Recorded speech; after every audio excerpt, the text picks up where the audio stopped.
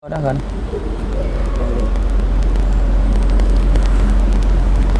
Tahu aku mana? Oh, nama? Dia dulu.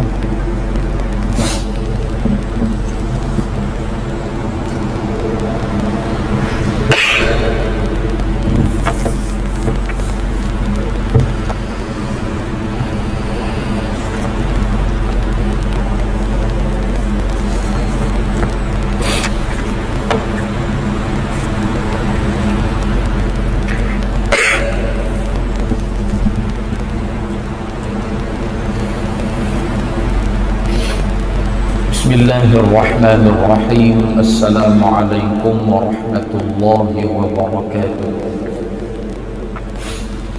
Alhamdulillahi rabbil alamin wal 'aqibatu lil muttaqin ala umuri dunya waddin. Salatan wa salaman daimaini mutalazimaini ala nabiyyina al-mustafa Muhammad ibn Abdillah وعلى آله وصحبه وعلى من سار على نهجه إلى يوم الدين. اللهم صل على سيدنا محمد الفاتح لما أغلق والخاتم لما سبق ناصر الحق بالحق والهادي إلى صراطك المستقيم وعلى آله وصحبه حق قدره ومقداره العظيم أما بعد. Bersyukur kehadrat Allah Subhanahu wa taala pada malam hari yang mulia ini sama-sama kita dipertemukan oleh Allah berada di dalam majlis ilmu. Dan pada malam ini kita akan sambung sedikit lagi daripada baki kitab kita 40 hadis pengundang bala. Kita sambung pada muka surat 91. Bismillahirrahmanirrahim. Qala al-muallif rahimahullahu ta'ala wa nafa'ana bihi wa bi'ulumihi fid darain amin ya rabbal alamin. Nabi sallallahu alaihi wasallam menyuruh kita menutup keaiban diri sendiri dan orang lain. Jadi hukum kita menutup aib sendiri, hukum dia wajib, dan sengaja menceritakan kepada orang lain hatta kepada pasangan hidup kita adalah dilarang pada syarak, tak boleh. Contohnya dia kahwin, lepas tu duduk satu malam dia beritahu kat bini dia, awak nak tahu tak, dulu saya ni seorang peminum arak yang tegar. Maka walaupun tu bini dia, tapi hukum dia adalah dilarang. Pasal apa hukum dilarang? Kerana kata ulama, kebarangkalian sebelum daripada kita cerita keburukan hak kita buat tu, isteri kita dia punya level hormat dia kat kita tu 100%.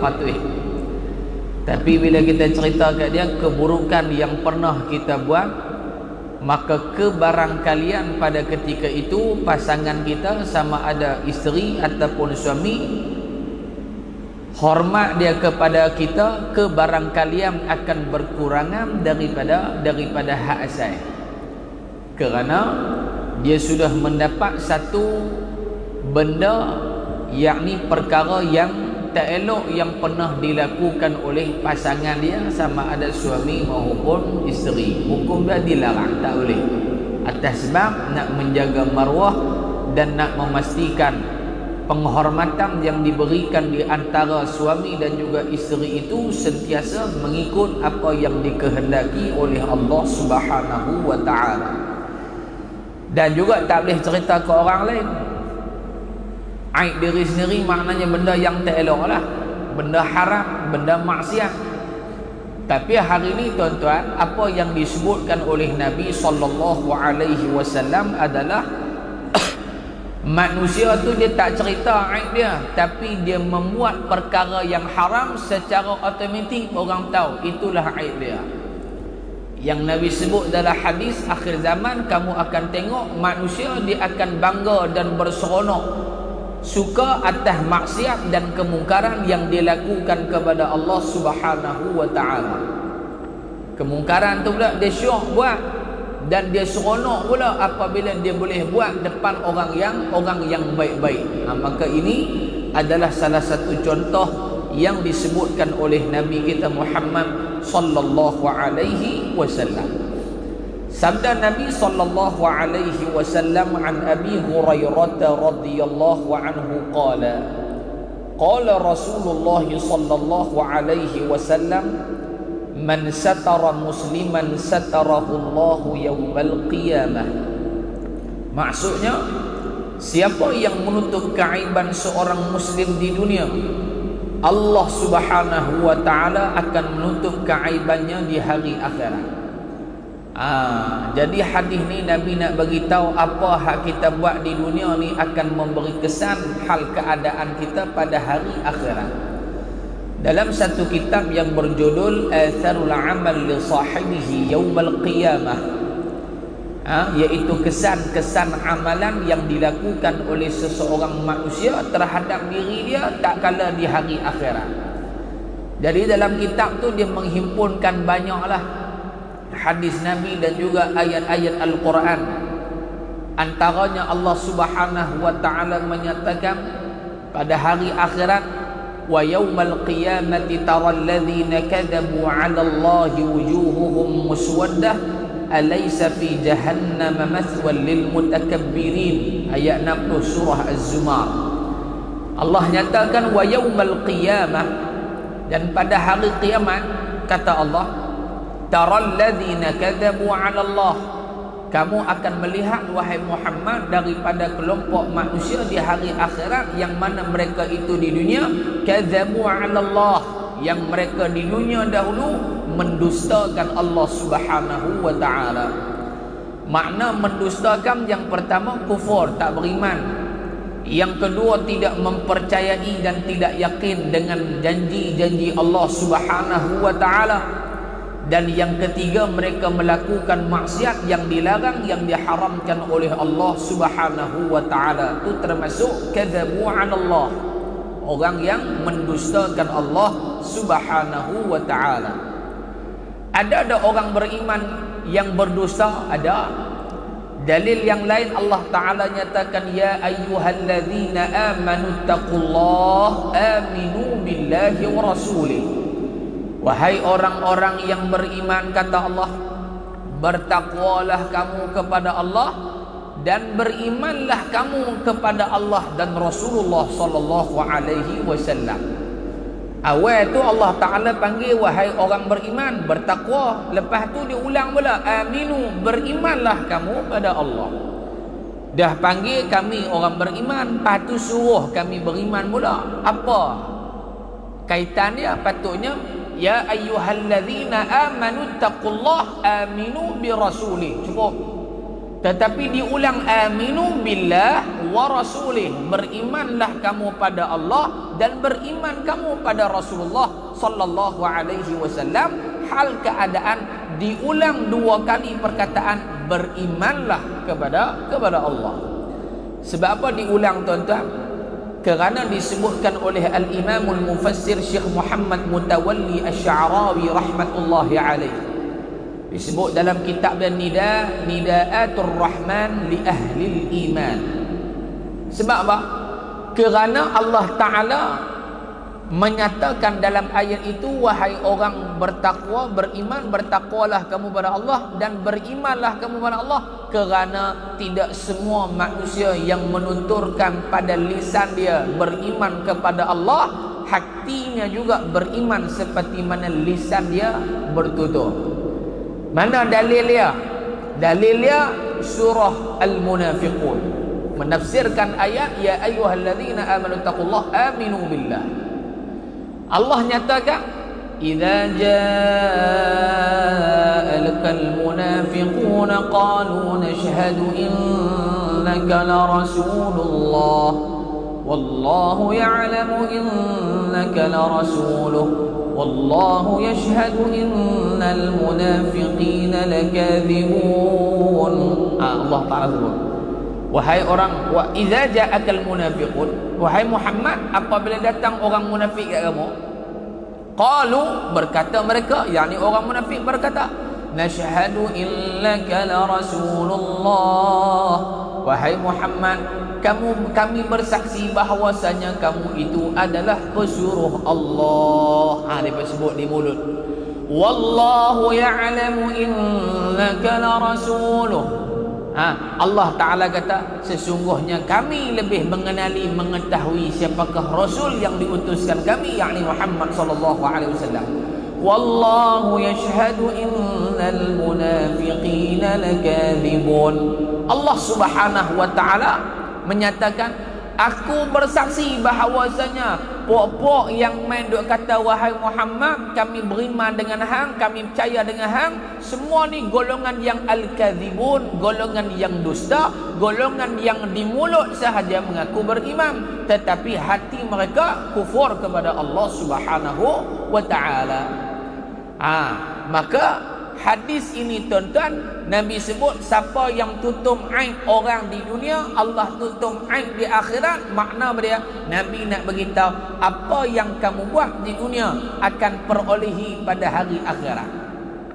Hadis Nabi sebut, kama tadinu tudan, apa yang hang buat itulah yang Allah balas balik pada hari akhirat. Wa yaumal qiyamati taral ladzina kadzabu 'ala Allahi wujuhuhum muswaddah. Hei Muhammad, kamu tengok hari akhirat ada kelompok manusia pada hari akhirat tu, wujuhuhum muswaddah, wajah mereka hitam gelemat. Hitam yang bagaimana ini tuan-tuan ditafsirkan oleh Al-Imam Ibnu Jarir At-Tabari rahmatullahi alaihi. Adakah hitam seperti mana di dunia? Kalau orang kata hitam, dia kata ustaz, dulu dia di dunia pun hitam juga, macam negro. Pada hari akhirat kalau hitam juga, kira tak ada apalah keaiban pada dia, pasal dia memang hitam dah. Kata Imam Ibnu Jarir At-Tabari, hitam yang Allah Ta'ala berikan, jadikan pada wajah orang-orang yang kufur adalah hitam yang tidak pernah dilihat warna hitam itu oleh mana-mana makhluk melainkan pada hari tersebut. Maksudnya kalau tengok waktu tu tahulah, dia ni memanglah geng-geng yang akan dihumbat ke dalam api neraka Allah Subhanahu wa Ta'ala. Ni Nabi sebut dalam hadis ini, mafhum dia lagu tu. Siapa hak buat baik dunia, akhirat balas baik. Siapa tutup aib dunia, Allah tutup aib di hari akhirat. Hadis rawahu Muslim. Larangan ini juga termaktub di dalam Al-Quran. Allah Subhanahu wa Ta'ala berfirman, ya ayyuhalladzina amanu ijtanibu katsiran minadh-dhanni inna ba'dadh-dhanni ithm wa la tajassasu yaghtab ba'dukum ba'dha أيحب أحدكم أن يأكل لحم أخيه ميتا فكرهتموه واتقوا الله إن الله تواب رحيم. Wahai orang-orang yang beriman, jauhilah kebanyakan dari sangkaan, supaya kamu tidak bersangka buruk yang dilarang, kerana sesungguhnya sebahagian dari sangkaan itu adalah dosa. Di Allah Ta'ala sebut banyak hak kita duk sangka ke orang ni selalunya adalah sangkaan buruk, su'uzon, buruk sangka. Awak tak boleh ke buruk sangka? Islam tak bagi secara mutlak ke? Dah.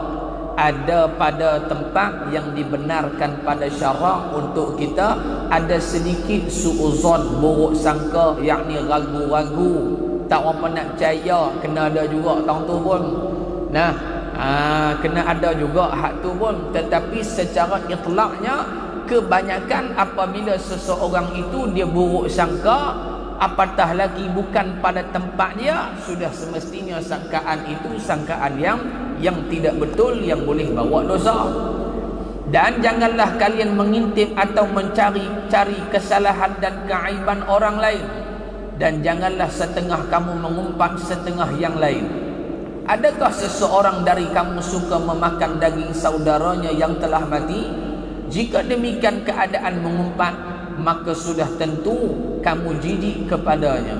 Oleh itu patuhilah larangan-larangan yang tersebut, yakni larangan mengumpat, larangan mencari keaiban orang, larangan suuzon pada orang, yakni pada perkara-perkara yang tidak sepatutnya tu. Dan bertakwalah kamu kepada Allah, sesungguhnya Allah penerima taubat lagi maha mengasihani. Surah Al-Hujurat ayat 12. Semoga Allah Subhanahu wa taala mengampuni dosa kita dan menutup segala kesalahan dan keaiban kita. Wallahu a'lam. Habis kitab kita 40 hadis pengundang bala daripada Allah Subhanahu wa taala. Kita doakan mudah-mudahan sepanjang pembacaan kita Allah Ta'ala sampaikan pahala kepada junjungan besar baginda Rasulullah sallallahu alaihi wasallam, kepada keluarga baginda, sahabat-sahabat baginda, kepada guru-guru kita, kepada rakan-rakan kita, kepada mak ayah kita, adik-beradik ahli keluarga kita, dan khususnya kepada muallif pengarang kitab kita Al-Fadil Ustaz Amri bin Muhammad Nasrun, dan juga isteri beliau Ustazah Aisyah binti Hashimi radhiyallahu anhuma wa ardahuma. Allahumma amin ya rabbal alamin. Habis awal malam Ustaz noh, tak habis lagi, sambung kitab baru pula. Kitab ramai dah, tuan-tuan dah dari kitab ngam. Ini malam ni kita baca ambil muqaddimah, ambil berkah kitab. Kita akan sambung kitab Al-Yawaqid wal Jawahir fi Uqubati Ahli Al-Kaba'ir. Ada baca tak tu? Tak ada ke sana? Tak ni ada lagi. Tak ada lagi. Tak ada lagi. Jadi kita sambung baca kitab ni Al-Yawaqid wal Jawahir fi Uqubati Ahli Al-Kaba'ir, iaitu pada membicarakan dosa-dosa besar. Banyak kitab-kitab yang bicara bab dosa besar. Yang masyhurnya kalau kita Arab adalah kitab Al-Kaba'ir karangan Al-Imam Al-Zahabi rahmatullahi alaih.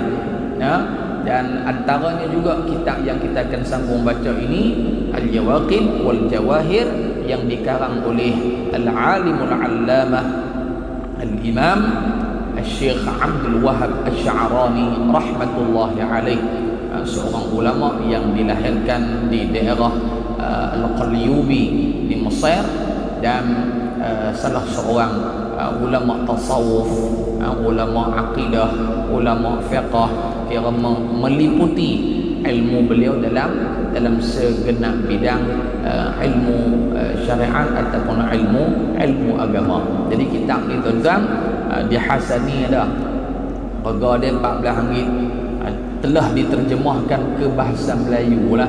Kita ambil kitab hak ringan-ringan. Bukan hak ringan-ringan tu makna apa? Maknanya senang faham, senang kita nak ngaji, senang nak beramai.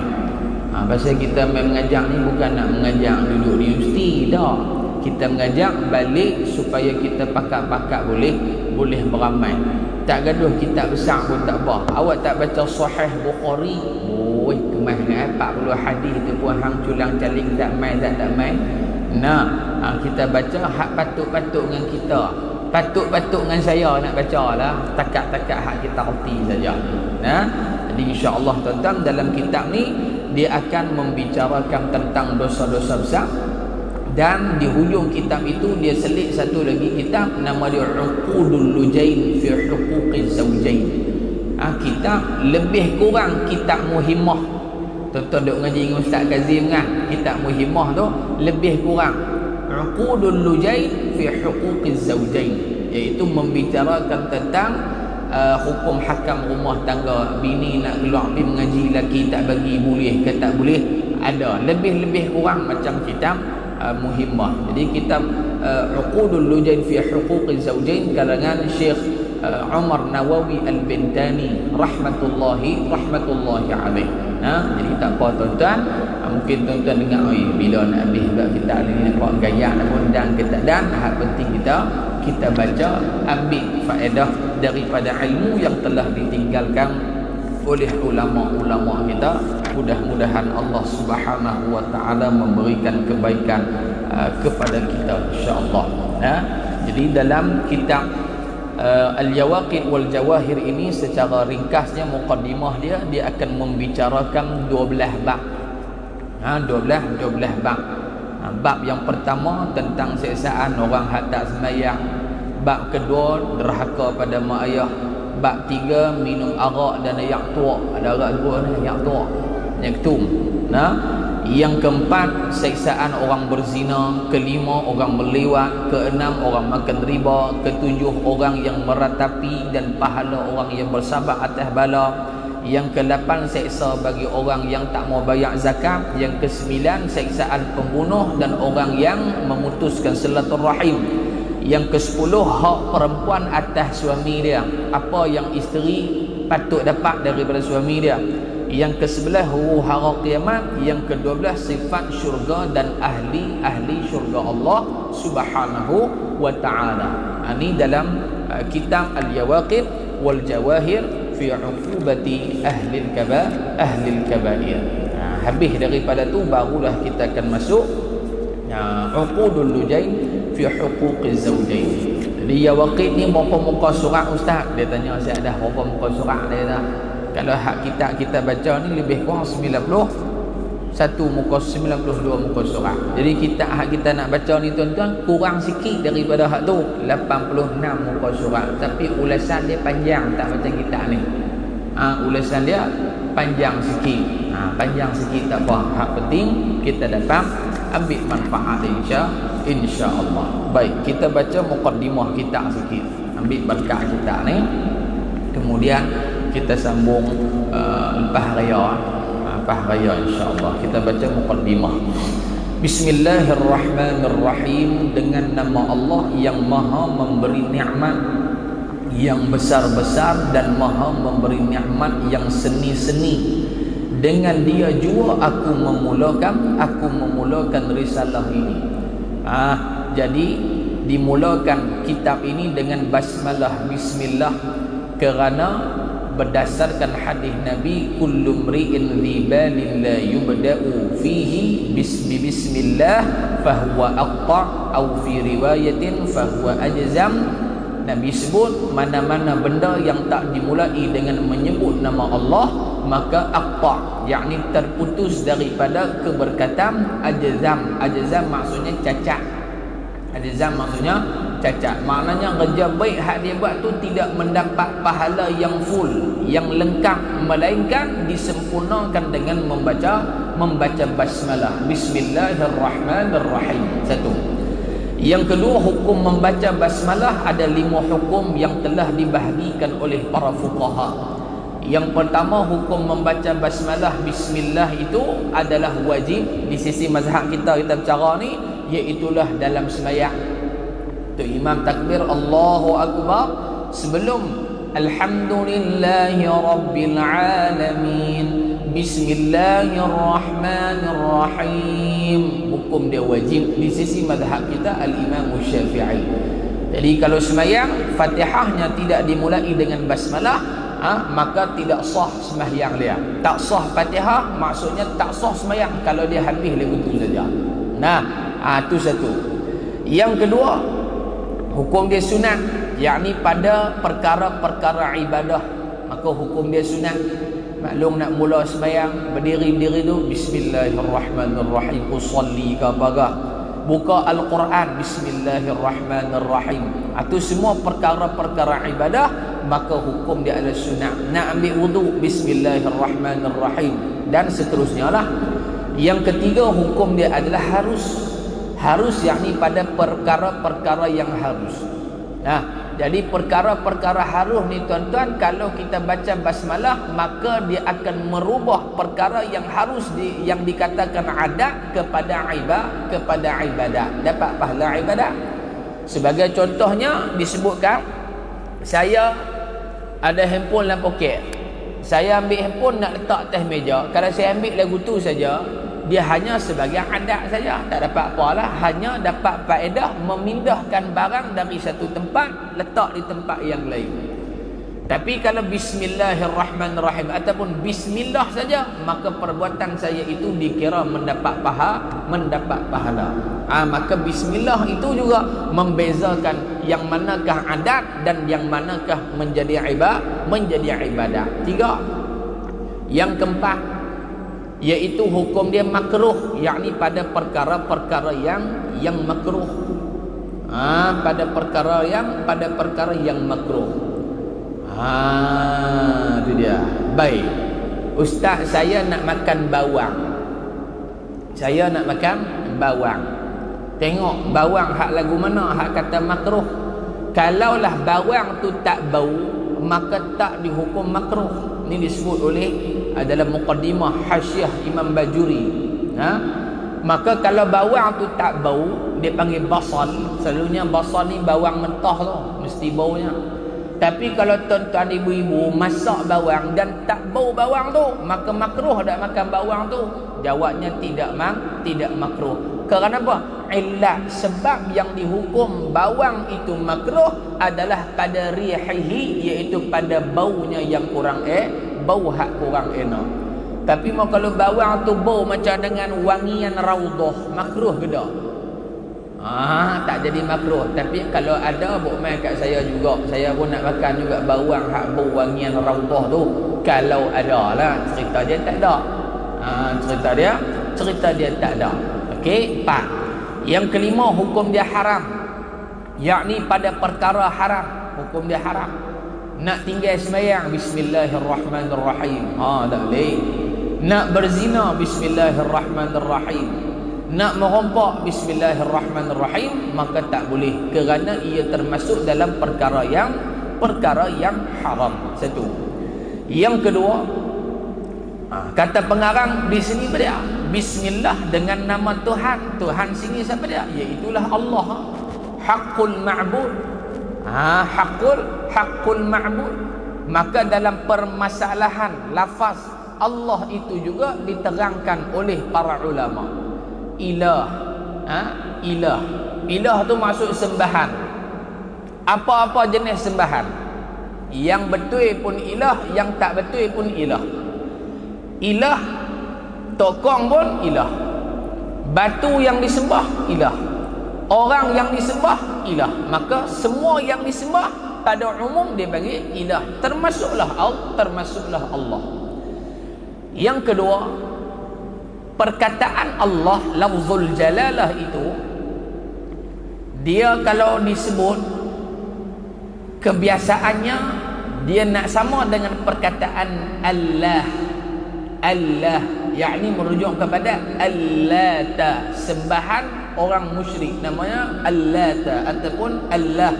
Apa dia tokong dia pun Allata wal Uzza, Lata dan juga Al-Uzza. Maka Allah lafzul jalalah, kaedah kita nak sebut dia mestilah dibaca dengan lam taghlidh. Lam taghlidh ni lam tebal. Kalau dalam ilmu tajwid dia ada 2, ra tafkhim dan ra tarqiq. Betul kan? Ra tafkhim yakni ra tebal, disebut Allahu akbar, tebal. Kalau tafkhim atau Allahu akbar, tebal. Kalau tarqiq nipih, wabashiril ladzi, kita tak baca wabashiril, tak baca lagu tu. Tak baca tu. Wabashiril ladzina amanu wa 'amilus shalihat. Kita tak baca wabashiril ladzi, tak baca. Hak ni barangkali di lidah dia kena gigit dengan tebuan, barangkali dia punya lagu tu. Ataupun orang yang baru nak mengaji, itu tak ada masalah. Tapi hak kita ni, kita kena sebut dulu. Yang ketiga, bila mana lafzul jalalah itu dia seorang-seorang dia ya, tak terkait dengan apa, maka dia kena baca lam itu dengan lam taghlidh. Dia beza istilah dah maklum lah. Istilah dalam ilmu saja, hakikatnya bagi faham sudahlah. Kalau taghlidh rujuk kepada lam. Kalau ra dia panggil tafkhim, hak sama agaklah. Tafkhim ra, taghlidh lam tebal, tafkhim ra tebal. Itu dalam masalah tajwid tu. Jadi kalau kita nak takbir kita Allah, kita tak baca Allahu Akbar. Hak tu barangkali orang hak duduk di negara-negara yang jenis lorak lagu tu. Hak tu tak apalah, memang lagu tu dah pelak depa lah. Tak ada tu imam kita dah baca lagu tu. Betul Kausar rapat ke Allah. Ni darah kan lagu benar tu imam ni. Dah, dia akan baca taghliz Allahu Akbar.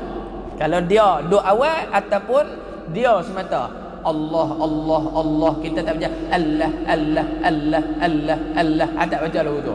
Itu tidak tepat pada sebutan, pada hukumnya tidak tepat. Adapun kalau memang lidah memang jenis lagu tu dah, belah Bangladesh ke apa ke Pakistan kan, memang kan Allah subhanallah subhanallah. Kalau jenis lagu tu tak apa tuan-tuan ni, tuan-tuan jangan buat lorak lagu tu kan. Jangan buat lorak lagu tu, tuan-tuan memang boleh dah, lidah tuan-tuan tu elok sangat dah. Nampak tak? Baik. Tetapi kalaulah kalaulah Allah itu dia ada sabit dengan benda hak lain. Ni dalam ilmu tajwid panjang pula nak cerita ni. Contoh. Lillahi ma fis samawati wa ma fil ard. Lillah berbaris kasrah lam tu. Lam tamam tu baris kasrah. Kita tak baca lillah. Tak baca lagu tu. Hak tu demam panas baca lagu tu. Lillahi. Walaupun dia pakai serban, ekor dia dua marhalah, boleh jamak qasar sekalipun, kalau dia baca lillahi, ambil serban jeruk leher dia. Maknanya hang tak mengaji Quran bagi betul-betul. Faham gimana tu?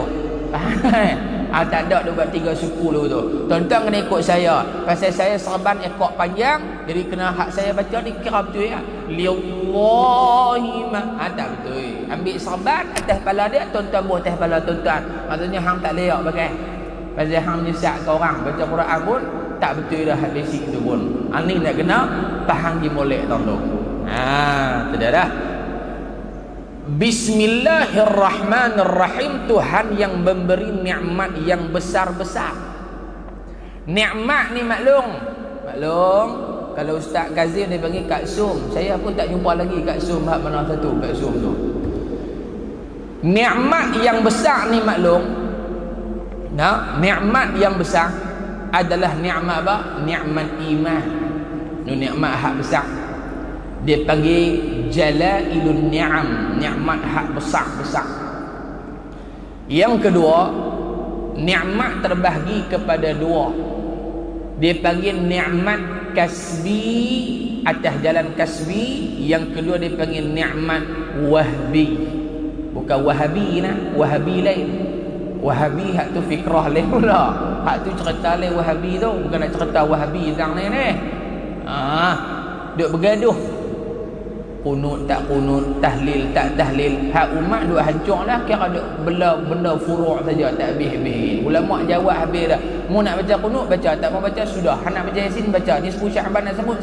Punya pasal hang. Kami nak baca, takkan baca nisfu Syaban untuk neraka ke? Betul tak betul tak? Betul ke tak? Tuan-tuan macam tak mengaku ke apa Wahabi habis dah macam ni? Tak. Alhamdulillah nak. Nah, Wahabi ke apa ke? Semua kita ni akidah hak sama. Gaduh tak habis-habis. Hak umat no, mana dedi tak dedi segala maknanya hak duk popular zina, arak, rasuah, anak orang Islam murtad. Hak nu lagi besar no. Daripada duk kunut tak kunut, bid'ah tak bid'ah. La haula wala quwwata illa billah. Ni kerja orang tak cerdik je duk.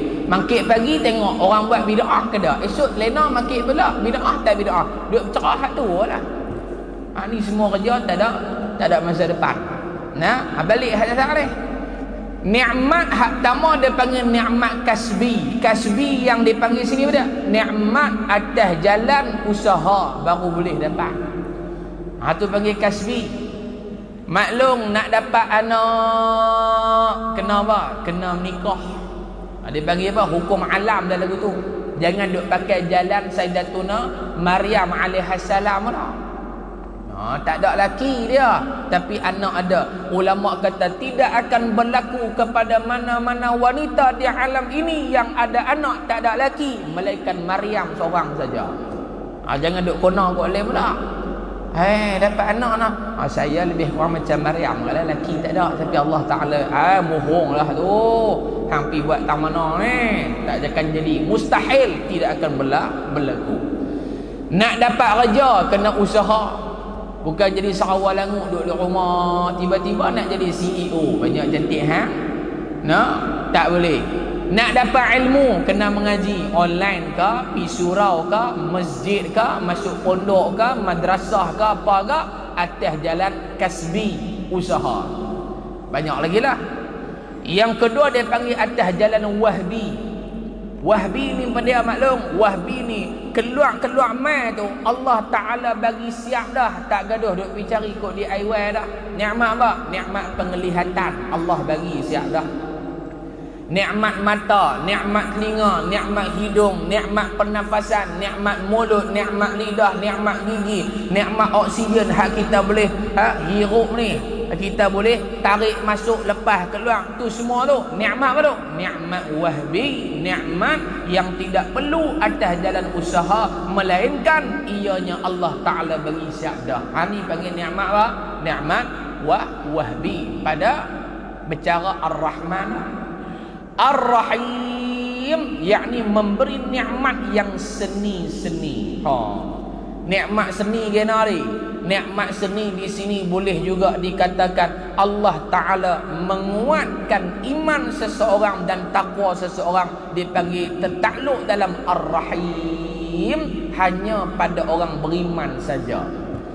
Kalau Ar-Rahman, hak kafir boleh, hak Islam boleh. Ar-Rahman bertam ni ada rumah orang bukan Islam hak banglo ada, maka Ar-Rahman.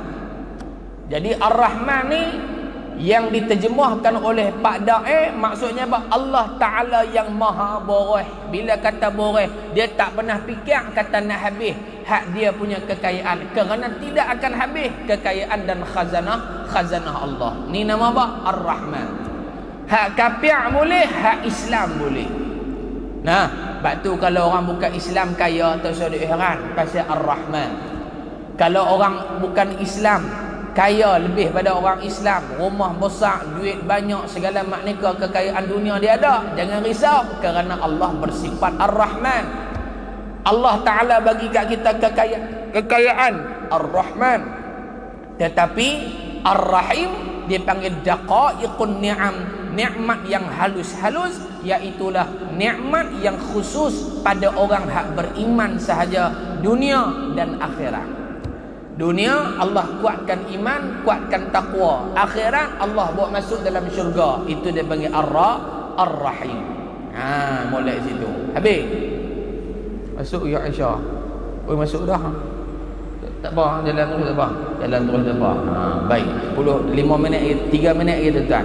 Jam depan saya 8.47. 8.50 saya berhenti. Alhamdulillahilladzi hadana li hada wa ma kunna linahtadiya laula an hadana Allah. Wassalatu wassalamu ala sayyidina Muhammadin wa alihi wa sahbihi ajma'in. Segala puji tertentu bagi Allah Subhanahu wa ta'ala. Puji pula. Puji ada 4 puji, 4 jenis puji. Pertama, puji qadim atas qadim. Kedua, puji qadim atas hadis. Ketiga, puji hadis atas qadim. Keempat, puji hadis atas hadis. Saya kata aku ada kuning dah ni. Hadis-hadis pola ni, hadis-hadis yang aku dah tahu ni. Pujian tu ada maklum, ada 4 maklum. Halo maklum. Dengar tak? Dengar. Apa yang dengar? Dengar lah. Dengar ni. Dia tak ada kitab, kena baca pelan-pelan. Tapi tak ulang dah ni hak baca ni, balik tengok hak dia perakam malam ni ya. Tak larat ulang. Puji ada 4 jenis. Yang dia kata alhamdu tu. Ulama kata pujian alhamdu wasyukru sawa. Puji dengan syukur sama level. Puji dan syukur sama level. Tetapi ada ulama menyatakan syukur itu lebih afdal dari puji. Itu duk bahas waktu pula tu. Pakai tak habis kitab nak baca lagu tu. Kita bukan nak tumpu tang tu. Tapi bila kita baca jumpa, baca jumpa, baca jumpa, baca jumpa. Puji, alhamdu wa syukru, satu pandangan kata sama level. Dua-dua sama. Pandangan kedua kata syukur lebih afdal dari puji, kerana tak semua hak puji hati syukur dah. Tapi kalau orang hak syukur, maka automatik akan ada puji. Kau tu pula dah.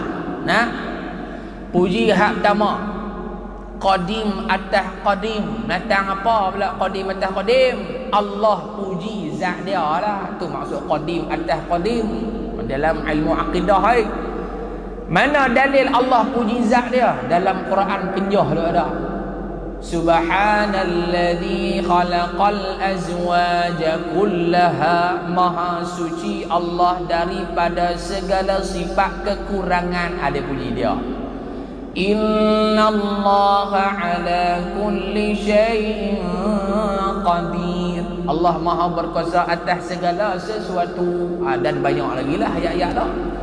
Yang kedua, puji qadim atas hadis, iaitu Allah Ta'ala puji hadis benda baru, yakni makhluk dia. Wa ma arsalnaka illa rahmatan lil alamin. Allah puji Nabi Muhammad sallallahu alaihi wasallam. Wal 'asr innal insana lafi khusr. Allah Ta'ala sebut manusia semua dalam kerugian. Illal ladzina amanu wa 'amilus salihati wa tawasaw bil haqqi wa tawasaw bis sabr. Ada puji golongan-golongan tu. Allah puji makhluk dia. Dah, dua. Puji hak ketiga. Berhenti tang puji ni lah. Takut mau banyak-banyak lagi ni cari kasut tak jumpa, pakai hilang terus hak kita habaq ni. Tiga, puji hadis atas qadim, makhluk puji Allah. Pakai kasut bismillah, puji Tuhan bakal tu. Lepas tu lagi pas makan alhamdulillah, puji Allah Taala. Tengok matahari, masya Allah, tengok matahari. Tengok pula anak kita, lihatlah gunung yang tinggi, subhanallah, itu Allah yang punya. Tengok gunung Jaran, subhanallah. Puji Allah dah, puji Allah. La haula wa la quwwata illa billah. Puji Allah, puji Allah. Belakang-belakang tu puji makhluk pada Allah. Dah tiga. Yang keempat, yang terakhir, iaitulah puji hadis atas hadis, makhluk puji makhluk. Ayah-ayah balik lagi tengok bini kita pakai licu. Ada satu lagu, satu orang hamba Allah ni, makcik dia ajak saya lagu ni.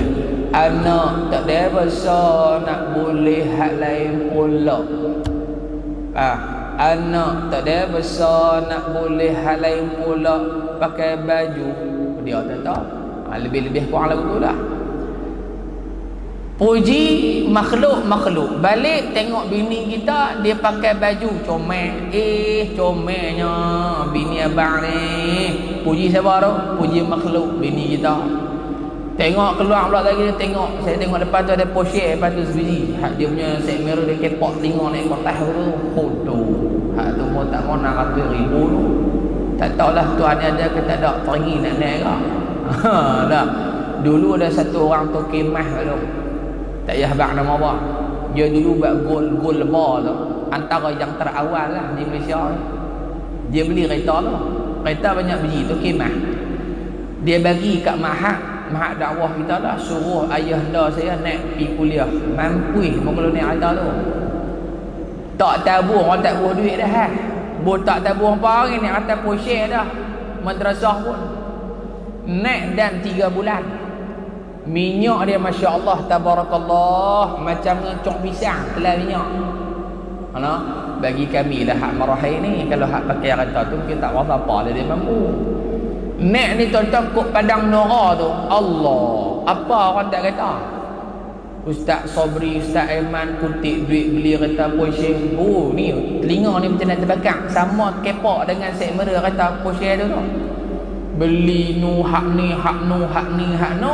telefon abang ni main beg kereta kami tak mau pakai, kami pakai answer PEY pair 25 jual dah answer tu pun cikgu, jual dah answer tu pun pair 25. Pasal apa? Orang tak tahu, hang tak main tanya, tu masalah. Dia kata kita pakai duit ni beli kereta Porsche pada oh mampus keng-keng kita bagi balik naik kereta Porsche, naik kereta answer. Nah, balik hak tasak ni maklum, puji makhluk atas makhluk, keluar tengok Porsche. Amboi, cantiknya kereta Porsche ni. Merelak lah hello kereta ni. Puji siapa? Puji makhluk lah. Puji makhluk. Maka hak tu puji hak keempat. Konklusi daripada 4 pujian tu adalah segala bentuk pujian semuanya balik kepada Allah Subhanahu wa ta'ala. Wallahu a'lam bissawab. Boleh lepas raya. Bahaya dan cari kitab dia tak gemak pihak majlis bercari, insya-Allah mudah-mudahan ada manfaat, ada keberkatan daripada apa yang kita kongsikan pada malam ini, insya-Allah. Bismillahirrahmanirrahim. Alhamdulillahirabbil alamin wassalatu wassalamu ala asyrafil mursalin wa ala alihi wa sahbihi ajma'in. اللهم انفعنا بما علمتنا وعلمنا ما ينفعنا برحمتك يا ارحم الراحمين. اللهم اجعلنا من عبادك المتقين، اللهم اجعلنا من عبادك التوابين، اللهم اجعلنا من عبادك المخلصين، اللهم اجعل ذريتنا ذرية صالحة، واجعل أزواجنا أزواجا صالحات. اللهم بارك لنا في شعبان وبلغنا رمضان. وصلى الله على سيدنا محمد والحمد لله رب العالمين. والحمد لله رب العالمين. تقبل الله منكم. السلام عليكم ورحمة الله وبركاته.